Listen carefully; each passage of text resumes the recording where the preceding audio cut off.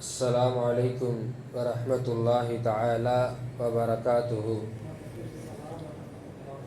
الحمد لله رب العالمين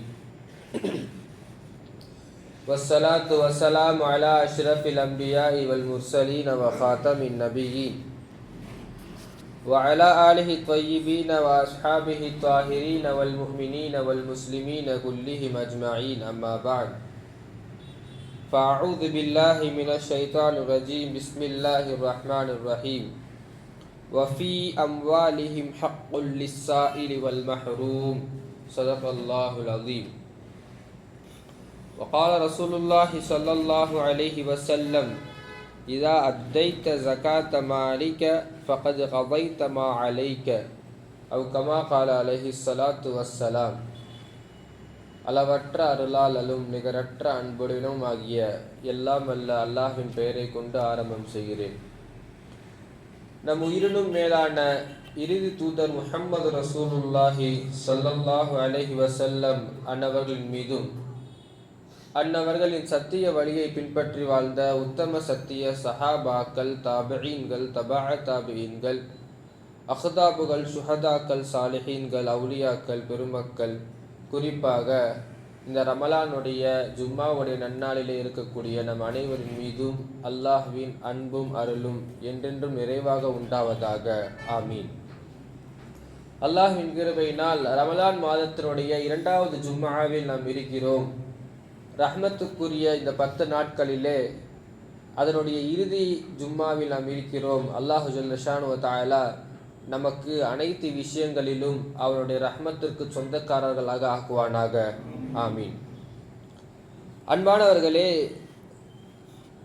இஸ்லாமிய மார்க்கம் நமக்கு பல்வேறு உதாரணங்களை காட்டுகிறது. எல்லா சமுதாயத்திற்கும், பொதுவாக இருக்கக்கூடிய எல்லா மக்களுக்கும் ஒரு முன்னுதாரணமாக இருக்கிறது. அது குடும்பவியலாக இருக்கட்டும், அரசியலாக இருக்கட்டும், ஆன்மீகமாக இருக்கட்டும், இப்படி பல்வேறு துறைகளில் எல்லா மக்களை விட முன்னுதாரணமாக இருக்கக்கூடிய இஸ்லாம் அதனுடைய பொருளியல் திட்டத்தை வகுக்கும் பொழுது உலகம் பிரமிக்கிறது. உலகம் முழுவதும் பார்க்கிறது, இப்படி ஒரு பொருளியல் திட்டம் வேற எந்த சமுதாயத்திடத்திலும் இல்லை என்று உலகம் வியக்கும் அளவிற்கு இஸ்லாமிய மார்க்கம் அதனுடைய பொருளியல் திட்டத்தை கடமையாக வைத்திருக்கிறது. இஸ்லாத்தின் மிக முக்கிய கடமையாக இருக்கக்கூடிய கலிமா, தொழுகை, நோன்பு, ஜக்காத், ஹஜ்ஜு என்று சொல்லப்படக்கூடிய இந்த 5 தூண்களில் ஜக்காத் என்பது ஒருவருடைய கடமையாக இஸ்லாம் வைத்திருப்பது இன்றைக்கு வரை பலரை பிரமிக்க வைக்கிறது. எப்படி ஒருவருடைய செல்வத்தை பிறருக்கு கொடுப்பது ஒரு மார்க்கத்தினுடைய அங்கமாக வைத்திருக்கிறது, செல்வந்தர்கள் எளியவர்களுக்கு கொடுக்க வேண்டும் என்பது ஒரு மார்க்கத்தினுடைய அங்கம், இதுவும் ஒரு மார்க்கம் என்று சொல்லக்கூடிய இந்த திட்டம் இருக்கிறது அல்லவா? இதுதான் இஸ்லாமிய மார்க்கத்தினுடைய பல்வேறு சமுதாயத்தினர்கள் வியக்கும் அளவிற்கு இருக்கக்கூடிய விஷயங்களில் ஒன்றாக இருக்கிறது. அல்லாஹு ஜல்ல ஷானு வ தஆலா அப்படிப்பட்ட ஒரு அழகிய பொருளியல் திட்டத்தை இந்த இஸ்லாமிய சமுதாயத்திற்கு நமக்கு வழங்கியிருக்கிறான். திருக்குர்ஆனிலே பார்க்கும் பொழுது சில செய்திகளை அல்லாஹு தஆலா ஜோடி ஜோடியாக சொல்வான். அல்லாஹ்விற்கு வணங்குங்கள், அவனுடைய ரசூலுக்கு வழிபடுங்கள். அல்லாஹ்விற்கு வழிபடுங்கள், அவனுடைய ரசூலுக்கு வழிபடுங்கள். இது எல்லா இடத்திலும் ஜோடியா வரும். அல்லாஹ்வை வணங்குங்கள், பெற்றோருக்கு நோவினை தராதீர்கள், ஜோடியா வரும். இது ரெண்டுமே வேணும். அதே மாதிரி பல்வேறு இடங்களில் திருக்குர்ஆன் சொல்லக்கூடியது வஅகீமுஸ் ஸலாத்த வஆத்துஸ் ஸகாத், தொழுகையை நிலைநாட்டுங்கள், ஜக்காத்தை கொடுங்கள். ஒருத்தர் இருக்கிறாரு, நான் தொழுகெல்லாம் செய்துடுறேன், 5 வக்து கரெக்டா தொழுதுடுறேன், ஆனா என்னால் ஜக்காத்து கொடுக்க முடியாது என்று சொன்னால் அவர் முஃமினாக கருத முடியாது. ஜக்காத் ஒருவருக்கு கடமையாக இருக்கும் பொழுது தொழுகை எப்படி கடமையோ, நோன்பு எப்படி கடமையோ, அதே போன்று ஒருவர் மீது ஜக்காத்தும் கடமையாக இருக்கும் பட்சத்திலே அதை கொடுக்க வேண்டியது இஸ்லாத்தினுடைய மிக முக்கியமான அங்கமாக இருக்கிறது என்பதை நாம் விளங்க வேண்டும். நபி ஸல்லல்லாஹு அலைஹி வஸல்லம் அவர்கள் மதீனாவிற்கு வந்ததற்கு பிறகு ஹிஜ்ரி 2 தான் ஜக்காத்து கடமை. அதுக்கு முன்னாடியே ஆனா மக்காவில் இருக்கும் பொழுதே அல்லாஹு தஆலா ஜக்காத்து கொடுப்பவர்கள் நல்லவர்கள், ஜக்காத்து கொடுப்பவர்கள் முஃமின்கள் என்று பல்வேறு வசனங்களை கூறுகிறார்.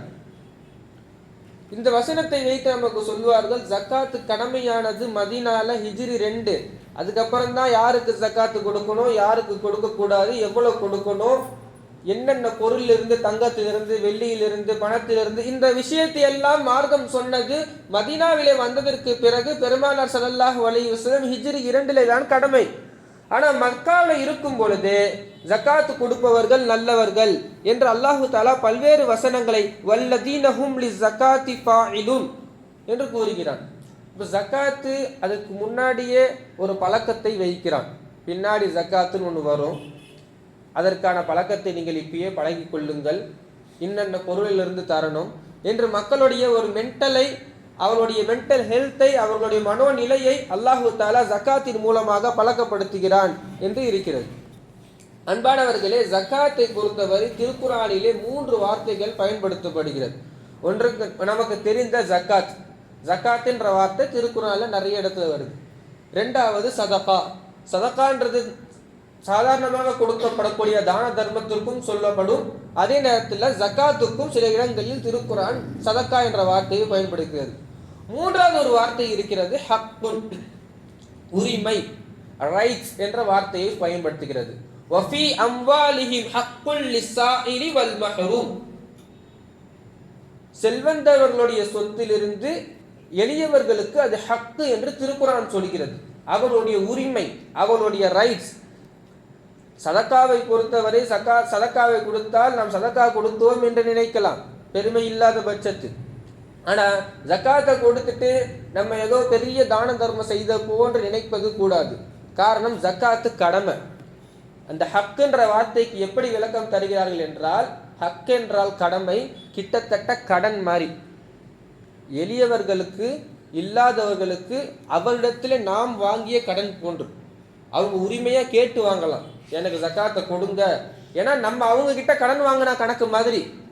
அந்த அளவுக்கு திருக்குர்ஆன் சொல்கிறது, வஃபி அம்வாலிஹிம் ஹக்குல் லிஸ்ஸாயிலி வல் மஹ்ரூம். ஏன்னா நம்முடைய சம்பாத்தியம் இல்லை, நமக்கு ஒரு சில நேரத்தில் ஒரு எண்ணம் இருக்கும், நம்ம கஷ்டப்பட்டு சம்பாதிக்கிறோம், நான் கஷ்டப்பட்டு உழைச்சேன், நான் காலையிலேருந்து வெயிலில் நின்றேன், நான் வண்டி ஓட்டினேன், நான் அது செஞ்சேன். ஆனால் அல்லாஹ் திருக்குர்ஆன்ல சொல்கிறான், வ ஆத்துஹும் மின் மாலில்லாஹில்லதி ஆத்தாக்கும், உங்களுடைய காசுலேருந்து ஜக்காத்தை கொடுங்க. திருக்குர்ஆன் எங்கேயும் சொல்லலை, நான் கொடுத்த செல்வத்திலிருந்து நீங்க ஜக்காத்தை கொடுங்க சொல்வது அல்ல. ஏன்னா கொடுத்த காசு அவன், நான் கொடுத்த காசுலிருந்து நீங்கள் ஜக்காத்தை கொடுங்கள். நம்ம கடையை திறந்து வைக்கலாம், அதுல வியாபாரத்தை அந்த வியாபாரிகள் வருவது, கஸ்டமரை வர வைப்பது அல்லாஹ்வுடைய வேலை. கடையை திறந்து வைத்து கல்லாவில் ஆட்கள் வராமல் இருக்கக்கூடிய பல்வேறு இடங்களை நாம் பார்த்திருக்கலாம். கடையை திறந்து வைப்பது நாம இருந்தாலும் கஸ்டமரை வர வைப்பது அல்லாஹ். பல்வேறு இடங்களில் நாம் பார்க்கலாம், காஸ்ட்லியான பெட்டு வாங்கலாம், தூக்கத்தை கொடுக்கிறது அல்லாஹ். இப்படி பல்வேறு விஷயங்கள் இருக்கிறது. உணவு இருக்கும், ஆனா பசியை கொடுக்கிறது அல்லாஹ். முன்னாடி 10 வகையான உணவு இருந்தாலும் பசி இல்லைன்னா வேஸ்ட். எனவே செல்வத்தை இருக்கும் பொழுது அந்த செல்வத்தை கொடுத்தது அல்லாஹ். அந்த அல்லாஹ் சொல்கிறான், நான் கொடுத்த காசிலிருந்து நீங்க ஜக்காத்தை கொடுங்க. எனவே அல்லாஹ்வுடைய பணத்தை நாம் மீண்டும் அல்லாஹ்விடத்திலே கொடுக்கிறோம். எதுக்கு ஜக்காத்து கொடுக்கணும் என்ற ஒரு விஷயத்தை பார்க்கும் பொழுது அல்லாஹு தஆலா திருக்குர்ஆனிலே சொல்கிறான், கைலா தூலத்தன் பைனல் அக்னியா மின்கும், உங்களுக்கு மத்தியில் இருக்கக்கூடிய செல்வந்தர்களுக்கு மத்தியிலே அந்த பணம் சுழலக்கூடாது. வெறும் பணக்காரங்க கிட்ட மட்டுமே அந்த காசு மாற்றி மாற்றி மாற்றி மாற்றி போயிட்டே இருக்கக்கூடாது. பணக்காரங்க கிட்ட இருக்க காசு ஏழை கிட்ட வரணும், ஏழை கிட்ட இருக்க காசு பணக்காரங்கிட்ட போகணும், இப்படியே சுத்தணும் என்று அல்லாஹு தஆலா சொல்கிறான். எனவே செல்வந்தருடைய பணம் ஏழைகளுக்கு செல்ல வேண்டியது அவர்கள் மீது உள்ள ஹக்கு, அவர்கள் மீது உள்ள கடமை, கடன் என்று திருக்குர்ஆன் சொல்கிறது. கொஞ்சம் யோசிச்சு பாருங்க, செல்வந்தர்களையும் அல்லாஹ் தான் படைச்சான், ஏழைகளையும் அல்லாஹ் தான் படைச்சான். ஏழைகள் இல்லாத நாடே அல்லாஹ் படைத்திருக்க முடியும், ஏழைகள் இல்லாமல் அல்லாஹ் வைத்திருக்க முடியும். ஆனால் அப்படி வைக்க முடியாது. கொடுப்பதற்கு ஒரு ஆட்கள் இருக்க வேண்டும், வாங்குவதற்கு ஆட்கள் இருக்க வேண்டும். இது அல்லாஹ்வுடைய நாட்டம். நோயாளிகளும் இருக்க வேண்டும், ஆரோக்கியம் உள்ளவர்களும் இருக்க வேண்டும், அறிவாளிகளும் இருக்க வேண்டும், அறிவுடையார்களும் இருக்க வேண்டும். அறிவும் சரி, அறிவுடையவும் சரி, கல்வியும் சரி, கல்வி இல்லாதது, செல்வம் செல்வம் இல்லாதது, நோயாளி நோயாளி இல்லாமல் இருப்பது, இது எல்லாம் அல்லாஹ்வுடைய நாட்டம். காரணம் என்ன தெரியுமா? செல்வந்தர்கள் எளியவர்களுக்கு கொடுக்கிறார்களா என்ற ஒரு சோதனை அல்லாஹ் தஆலா இதில் வைத்திருக்கிறார். அதுதான் ஜக்காத்து. வேறெல்லாம் சொல்வார்கள் அல்லவா, வறுமையை நாம் ஒழித்து விடுவோம் ஆட்சிக்கு வந்தால். கியாமத்து நாள் வரை வறுமையை ஒழிக்க முடியாது. கியாமத்து நாள் வரை வறுமையை ஒழிக்க முடியாது. வறுமை இருந்து கொண்டே இருக்கும். இது அல்லாஹ்வுடைய நாட்டம். இப்படி பல்வேறு செய்திகளை இஸ்லாம் இந்த ஜக்காத்தின் விஷயமாக நமக்கு சொல்லப்படுகிறது. அந்த செல்வத்தை வைத்து கொண்டே இருக்கக்கூடும் பொழுது நமக்கு என்ன நினைப்பு வரும்னா, செல்வத்தை கொடுத்தா காசு குறையும், அதாவது நம்மகிட்டே இருந்தால் அந்த காசு செலவாகாது.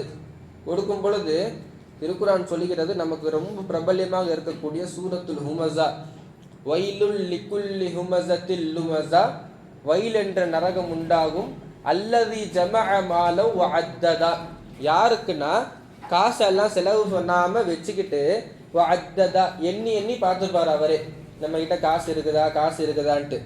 யஹ்சபுஹு அன்ன மாலஹு அஹ்லதா, யஹ்சபு அன்ன மாலஹு அஹ்லதா, அவர் நினைச்சிக்கிட்டு இருக்கிறாரு அந்த காசெல்லாம் அவர்கிட்டயே இருக்கும் நினைச்சிட்டு இருக்கிறாரு. கல்லா, அப்படி இல்லை. லயும்பதன்ன ஃபில் ஹுதமா, ஹுதமான்ற நரகத்துல போவார். ஹுதமானா என்ன? வமா அத்ராக மல் ஹுதமா, ஹுதமா என்றால் என்ன? நாருல்லாஹில் மூகதா, திருக்குரான் சொல்கிறது கொழுந்துட்டி எரியும் நெருப்பு, நரகம். அப்போ காசு நம்மிடத்துல வைத்து கொண்டு நம்மையே வச்சுக்கிட்டே இருந்தா செலவாகாம இருக்கும் நினைச்சுக்கிட்டே இருந்தா நாருல்லாஹில் மூகதா, உங்களுக்கு கொழுந்துட்டி எரியக்கூடிய நெருப்பு என்று திருக்குரான் பிரகடனப்படுத்துகிறது என்றால் அந்த காசினுடைய விஷயத்தை நம்ம கவனிக்கணும். அந்த காசை செலவு செய்யக்கூடிய விஷயத்தை நம்ம கவனிக்கணும். இஸ்லாத்தினுடைய மிக முக்கியமாக அங்கமாக இருக்கக்கூடிய ஜக்காத்துடைய விஷயத்திலே கொடுத்தால் குறையாது என்பது பெருமானார் ஸல்லல்லாஹு அலைஹி வஸல்லம் வாக்கு. சதகாவுடைய பணம் கொடுக்கும் பொழுது குறையாது. மா நகலத், நபி ஸல்லல்லாஹு அலைஹி வஸல்லம் சொல்லியிருக்கிறார்கள். சதகாவுடைய பணம் குறையாது, ஜக்காத்துடைய பணம் குறையாது. குறையிற மாதிரி தெரியும். 10,000 ஜக்காத்து கொடுக்கணும், 20,000 கொடுக்கணும், 1,00,000 கொடுக்கணும், கொடுக்கும் பொழுது குறையும் மாதிரி தெரியும். ஆனால் நிச்சயமாக அந்த காசு குறையவில்லை என்று பெருமானார் ஸல்லல்லாஹு அலைஹி வஸல்லம் அவர்கள் சொல்லியிருக்கிறார்கள். அதே நேரத்தில் வச்சுக்கிட்டே இருந்தால் அந்த காசு நம்மகிட்ட இருக்கிற மாதிரியும் தெரியும், அந்த காசு நம்ம இடத்துல தங்காது என்று திருக்குரான் சொல்கிறது. எனவே அந்த பணத்தை கொடுக்க வேண்டியது யாரின் மீது கடமை இருக்கிறதோ அவர்கள் மீது அது ஒரு பொறுப்பாக இருக்கிறது. அந்த பணத்தை யாருக்கு கொடுக்கிறது? பல்வேறு செய்திகள் இருக்கிறது. திருக்குரான் சூரத்து தௌபாவில் சொல்கிறது, இன்னம ஸதகாத்து லில் ஃபுகராஇ வல் மசாகின், ஏழைகளுக்கு கொடுங்க, வறியவர்களுக்கு கொடுங்க. இப்படி பல்வேறு ஒரு 8 தலைப்பை சொல்கிறது, 8 ஆட்களை. யாருக்கு கொடுக்கணும்? திருக்குரான் யாருக்கு கொடுக்கணும்னு சொல்றது மாதிரி யாருக்கு கொடுக்க கூடாதுன்னு சொல்லுது. வலா துத்துஸ் சுபஹாஅ அம்வாலக்குமுல்லதி ஜஅலல்லாஹு லக்கும் கியாமா, உங்களுக்கு வாழ்வாதாரமாக கொடுக்கப்பட்ட செல்வத்தை மடையர்களுக்கு கொடுக்காதீர்கள். மடையர்களுக்கு கொடுக்காதீர்கள்னா யாருக்கு தேவையே இல்லையோ அவங்க கிட்ட போய் கொடுத்துட்டு இருக்கக்கூடாது.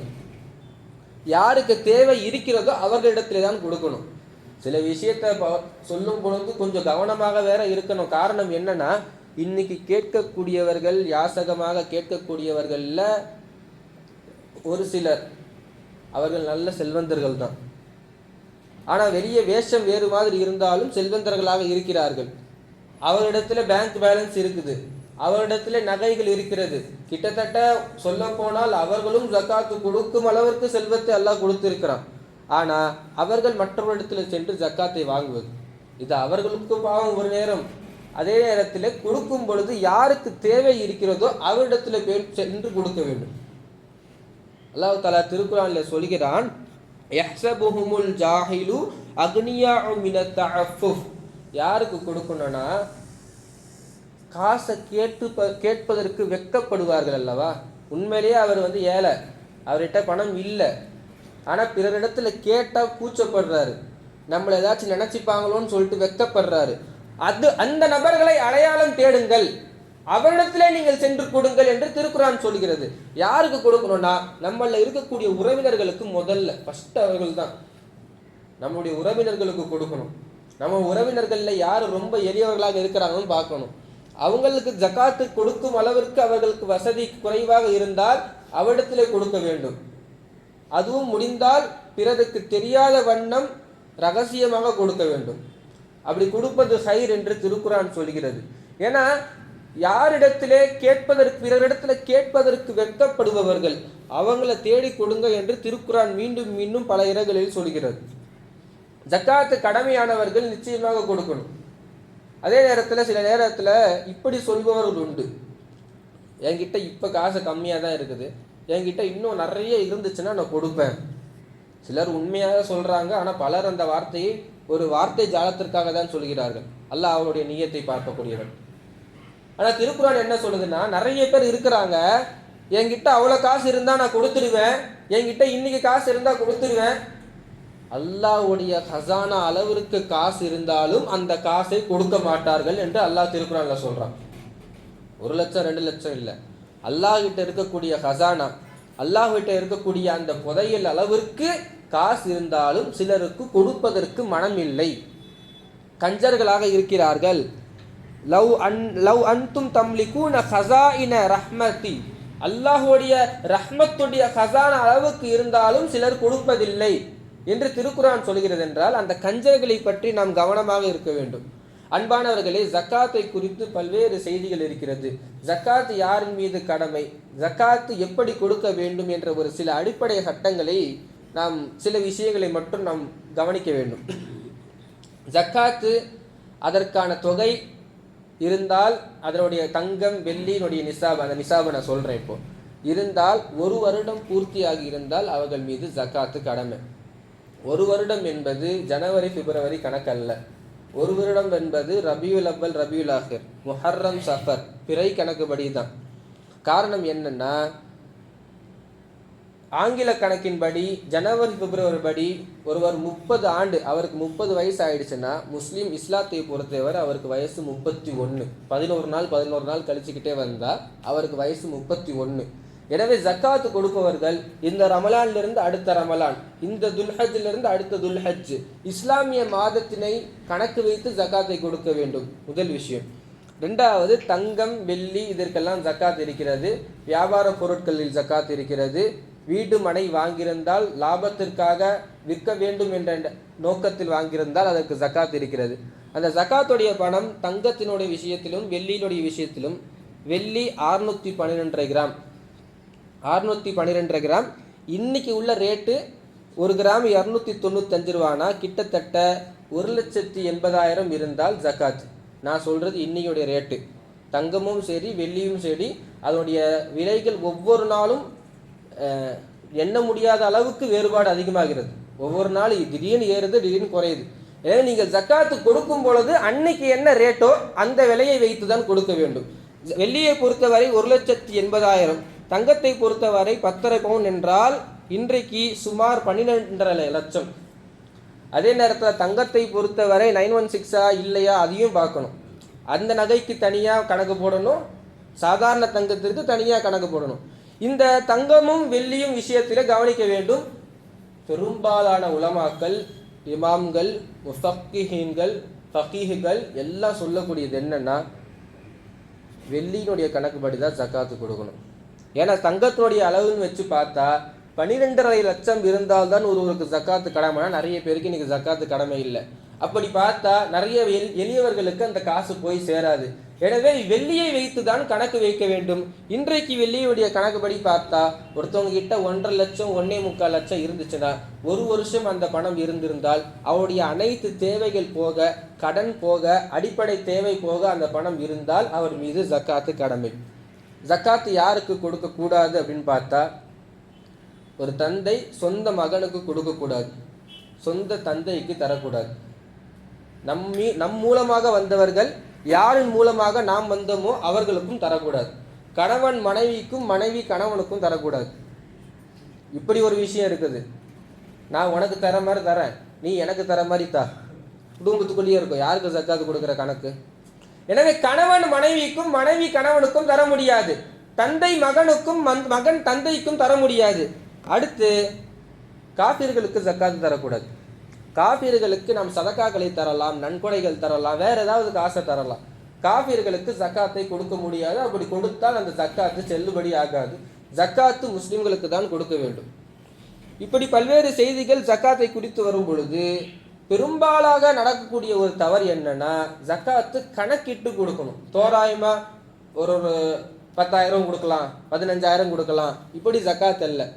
என்கிட்ட எவ்வளோ காசு இருக்குது, இந்த வருஷம் எவ்வளோ இருக்குது, கடனெல்லாம் கழிச்சதுக்கு அப்புறம் 916 தங்கமா, இது வெள்ளியா, இந்த பொருள் இருக்குதா, வியாபார சரக்கு இருக்குதா, இந்த எல்லாத்தையும் கணக்கிட்டு ஜக்காத்தை கொடுக்க வேண்டும். இதுதான் ஜக்காத்துடைய வழிமுறை.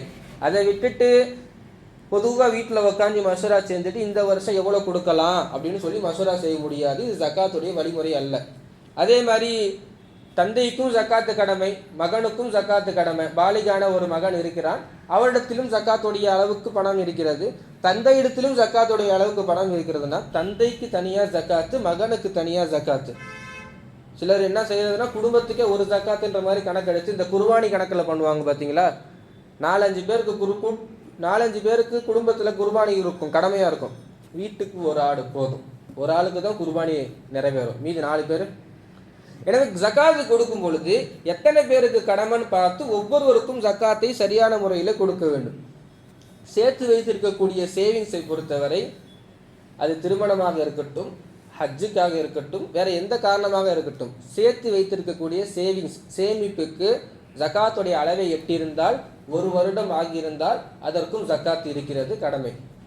வீடு மனை வாங்கியிருந்தால் அந்த வீட்டு மனை வாங்கி அந்த வீட்டில் நம்ம குடியேற போகிறோம் அப்படின்ற ஒரு நியத்தில் வாங்கியிருந்தோம்னா, அது எவ்வளோ பெரிய வீடாக இருந்தாலும் சரி, எத்தனை கோடியாக இருந்தாலும் சரி, அந்த வீட்டுக்கு ஜக்காத்து இல்லை.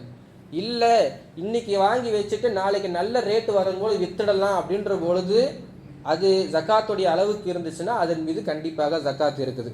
வாங்கும் பொழுது ஒரு ரேட்டாக இருந்திருக்கும், வாங்கும் பொழுது 2 லட்சத்துக்கு வாங்கியிருப்பார், இன்னைக்கு அதோட ரேட்டு 20 லட்சமாக இருக்கும்.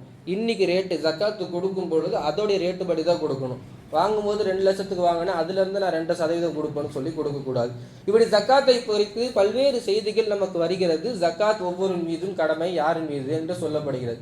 ஜக்காத்து கொடுத்தா என்ன, கொடுக்கலன்னா என்ன, சுருக்கமாக ஒரு 4 விஷயத்தை சொல்லலாம். 1, ஹிஃப்லுல் மால்.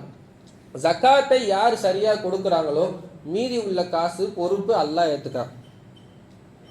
என்கிட்ட உள்ள ஜக்காத்தை கொடுத்துட்டா மீதி உள்ள காசுக்கான பொறுப்பு யாருன்னா அல்லாஹ். ஹிஃப்லுல் மால் கிடைக்கும். 2வது அல் பரக்கத்து ஃபில் மால். மீதி உள்ள பொருட்களுக்கு பரக்கத்து இருக்கும். பரக்கத்து என்பது நமக்கு புலப்படாத வகையில் ஏற்படக்கூடியதற்கு பேர் தான் பரக்கத்து.